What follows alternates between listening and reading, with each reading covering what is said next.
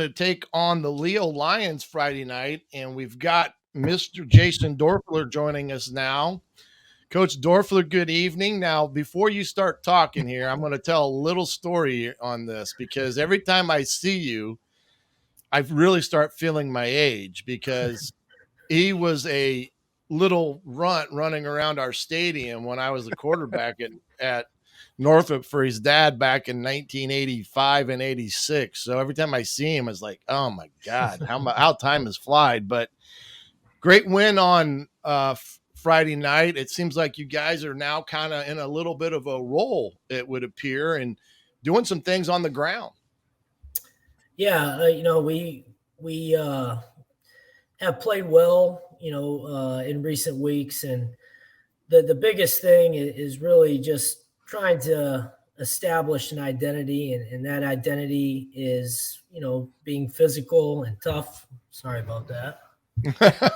On the automatic. You got the auto lights. It's a long night out at Leo. Sorry about that. Yeah, but really, it started. We challenged our kids after the Norwell defeat in week 3, and really just trying to get back to what has established Leo football into what it is, and that's physicality and toughness and all that stuff, and they've responded very, very well, and people ask me a lot, well, what changed? That I think changed a little bit, but also the teams that we played early in the season are very good teams, and they had a lot of kind of senior led groups. So we got beat up a little bit by Kokomo and Norwell, and we're in a battle with Angola, and that those defeats and the close game with Angola is looking better and better as time has gone on. But our kids have responded very well, and very proud of the way that they kind of taken on the challenge of not getting off to a great start and responding real well. Well, I mean, I think you've made the comment about the toughness that Leo has established as more of a tradition now, I think, going back to Coach Sauter and, some of their teams. But I think a lot of people understand when you have a change in philosophy, it just doesn't happen overnight, because until you get under the bullets of Friday night, you really don't know on a lot of sides what you really have. And secondly, and I think we've talked about this before, is that you are going to find ways to run the football, because you understand to have success, you've got to be able to run it first. If you cannot run it, become one-dimensional, you're not going to beat anybody. But sure. Talk a little bit about that transition, going from a team that was a specialty offense and then trying to, broaden the horizons a little bit, bringing a little bit more of a different twist to it, but understanding that it wasn't going to change overnight. Sure. Well, and I think you just hit it on the head. Every team in the country, I shouldn't say every team, I'd say 99% of the teams in the country, whether it be high school, college, or pro, they want to run the football. And when they're preparing for a team defensively, they're how are we going to stop the run? And there's more passing in football nowadays, but at the end of the day, it's still who controls the line of scrimmage and all that. And that was always and will always be the goal of any offense. And it's true with us as well. When you're forced to throw the ball 25, 30, 40 times a game, that's usually not good. And it's usually not by design. And, we had to do that early in the year, mainly because, like specifically the Norwell game, we weren't having much success running the football. And, they put you in tough spots and you have to execute. So, to really operate offensively, we want to be usually, 60% run, maybe 40% pass, and be able to mix in play action and get some easy completions. And the last 2 weeks I've been, pretty pleased. We've been over 70% completions. And like Friday night, I think we were 10 of 13 for 160 some yards. That's really where we want to be. But the way that we can do that is by first running the football. And that's always been the goal. And any coach will tell you that. Well, you're getting that production out of Doerffler now. And of course, the Decker kid, I think, has got some potential at the quarterback position. But I just noticed that of late, you really seem to be getting in your situation. I brought this up to Coach Fox about third down conversions. You were almost 67% against Huntington North on Friday night. And that tells me you're getting into a lot of short yardage third down situations where maybe at the beginning of the year, you were finding yourself more in the third and longs. And when you're facing that, the playbook, it's really short, and you're not fooling anybody because you're going to have to throw the ball. And when teams know that, they just pin their ears back and come after you. Yeah, absolutely. And, really a credit goes to our offensive line because, there are some new blocking schemes and stuff like that. And it is a learning process, and you know this, and it doesn't happen overnight. And then, you start teaching the minor details of things. And then you got to take into account, well, there might be, a different front here or defensive line stunts and a whole bunch of different things. And it does take some time, and our kids have been willing to learn, and they've done a great job. And I think we're continuing to progress and get better each week. Certainly. Coach, talk a little bit about your defense. I mean, the last couple of weeks, you guys have really batted down the hatches, given up 13 points. A couple of weeks ago, that big win over New Haven, you rallied against East Noble. The defensive side of the ball has been a big part of this and the success you have found through this first season as the head coach. Just talk about that unit and really them coming along and how, in a lot of ways, that kind of makes the offense job a little bit easier to have such a stout defense to help them out as well. Yeah. Defensively, we knew kind of going into the year that we were going to lean pretty heavily on our defense, and they've done an outstanding job. And even in our losses, we've really played pretty well defensively. There's been some games in which, we've gotten on our heels, but for the most part, all year long, we've played pretty solid defense. And, we've had to shift some guys around due to some injuries and stuff like that. We've had some young guys. We even have a freshman stepping up on the defensive line that's doing some good things. So very proud of the way, they've played. And you're right, the offense and defense, football teams really start playing well when they kind of work off of each other, and you can create some momentum and within a game, and then you throw into special teams, which are big time plays. And, we're getting better. And last Friday, very proud of our kickoff coverage outside of one, because that hasn't been a very good special team. And we've worked on it, and it was much better. And we finally got, our punt return where we needed to be. So we're getting better. They're going to have to pay the bill. Watch the clock there. I think it's every 5 minutes. I'll watch the clock.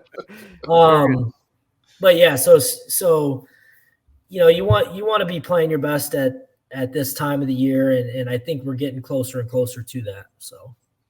Looking ahead to Friday night, Columbia City, the defense is going to have to come up big again because this high-flying Columbia City offense just coming into the league now, playing against your friend Brett Fox. He talked about it a little bit. Nice to have you in the NE8 now.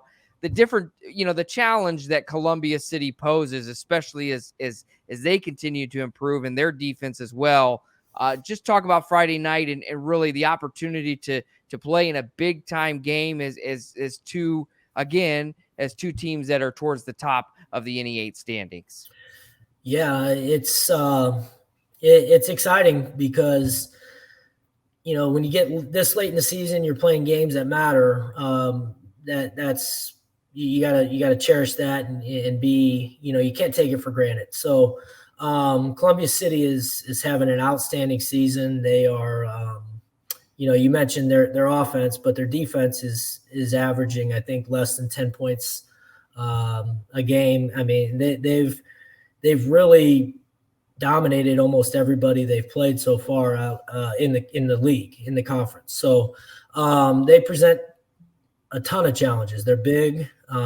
They're physical up front, and then they've got some really good skill players that present a lot of problems. So we're going to have to not just play great defense. We're going to have to control the clock. Offensively, sometimes you guys know, the best defense is keeping the offense on the sidelines. So, and then those kicking downs, the special teams are going to be critical as well. And it's exciting because it feels, I know the weather is going to turn a little bit come Friday, and it just kind of feels, even though it's not a postseason game, it's got that similar type feel. So, our kids should be very excited and honored, privileged to play in a game that matters this late in the season. Certainly, yeah. 50. Looking ahead, I think it was supposed to be in the 50s again on Friday night. So we're getting into that era of the fall weather. Your transition from the coach, you come from Northrop to Leo. A lot of faces left to graduation. We talked about college recruits. I think there were 4 D1 recruits on the team that graduated a year ago. So, but I know a lot of your, it's kind of a mixture of some young and some old with your staff. I know your dad's part of the staff again this year. Just talk about the transition and how that's gone as far as being able to, find in the senior leadership that you have helping you as you made that move to Leo. Yeah, it's been great. I mean, there's a lot of people that have been extremely helpful. I mean, this is a great community and it's a great school with great families. And, the players have done have been nothing but great, to us as the new guys coming in, and they're willing to learn, and they put forth great effort. And like you said, we've had some seniors, this is their last go around. They want to make it right. And we've had some guys step up, and they've done an outstanding job. And I'm having a blast. I know that. And it's just been a lot of fun and a good transition. Certainly. Well, go ahead, Shannon. Well, I was just going to say, during that first few weeks of the year when you weren't kind of running it too well there, with some things, I mean, did you ever have a talk with Dad? Have to pull him aside and say, you are the offensive line coach. I need to at least get 4 or 5 yards. That's right. No, and most of, like I mentioned, a lot of our struggles, I think, were the result of playing some very, very good teams. But yeah,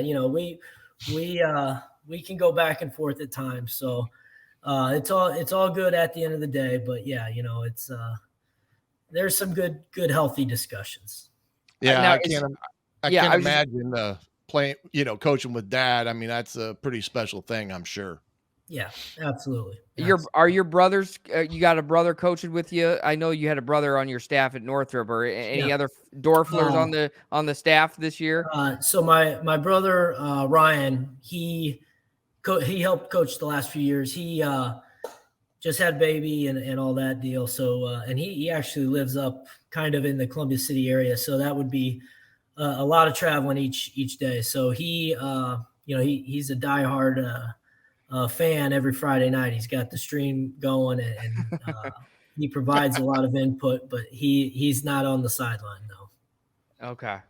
Well, and it's kind of like the Tipmans at Dwenger. There's, if you go to a Concordia event or now Leo event, or there's bound to be a lot of Doerfflers at there, and it's a great fan base to help us out that too. So, but yeah, no, it's gonna be an exciting matchup on Friday night, Coach, and we appreciate you jumping on for a few minutes just to talk about the game and just kind of your season so far in year one with Leo, and we're looking forward to the game on Friday night. You guys travel to Columbia City for a big one in the NE8.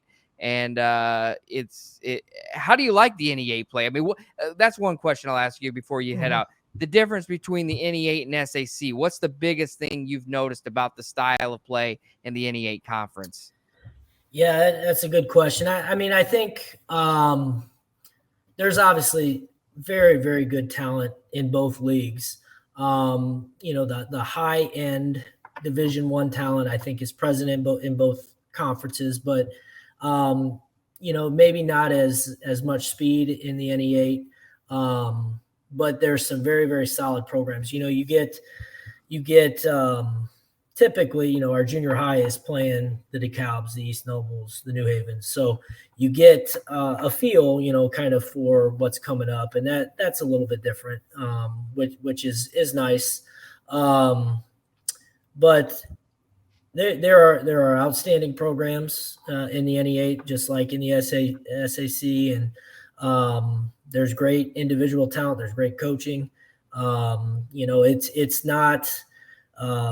This year especially has been, I guess, challenging in that, I've never played a Huntington or never played Belmont. And so you don't really know what to expect. It's a lot of hours and it's a lot of time, whereas you gain, that experience year in and year out. And luckily we've had a lot of coaches that have stayed from previous staffs at Leo, and that's helped quite a bit because they're familiar with the opponents and all that. But it's no question about it, a very good league with really good programs. And, I think that's a testament to just Northeast Indiana in general. I mean, we've kind of evolved into a football town, a football area, and, the youth leagues and the commitment from a lot of families and parents to football is apparent. And then you have,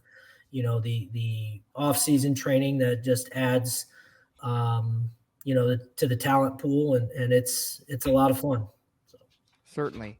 Well, Coach, we thank you so much for jumping on upon further review for a little bit. We've gone beyond the X's and O's with Jason Doerffler, and good luck Friday night against Columbia City and a big one in the NE8. And we'll let you go so you could turn out the lights.